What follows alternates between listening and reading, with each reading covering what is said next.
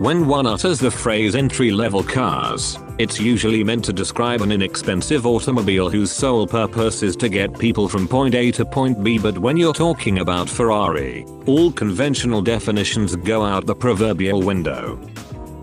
Replacing Ferrari's entry-level 360 Modena in 2004 was the F430. The car's styling was mesmerizing, with flowing lines influenced by the company's legendary Formula 1 races and Le Mans prototypes of the 1960s. Mounted amidships was a sweet-sounding V8 powerplant.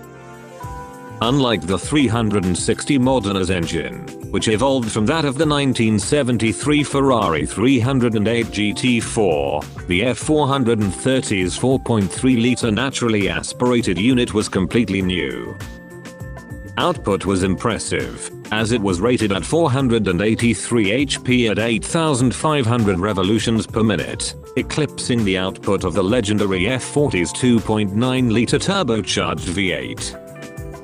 It came mated to a high-tech new twin-clutch transmission that allowed the driver to manually select gears via paddles on the steering wheel. The F430's chassis was a heavily reworked version of the 360 Modenas that featured a frame composed of extruded and forged aluminum.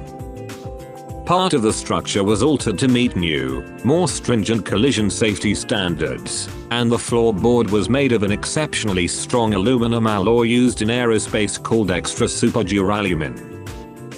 With available carbon ceramic brake rotors and a top speed of 195 miles per hour, 314 kilometers per hour, the Ferrari F430, whose base price was about $180,000, was perhaps the most desirable entry-level car in the world.